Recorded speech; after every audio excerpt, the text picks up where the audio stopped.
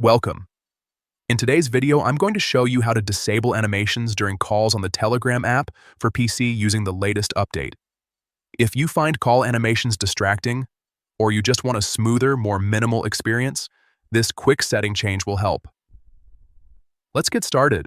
First, go ahead and open the Telegram app on your computer. Make sure you're logged into your account so you can access all the settings. Once you're inside the app, look at the top left corner of the screen.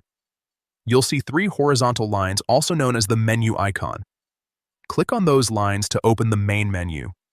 From the menu, find and click on Settings.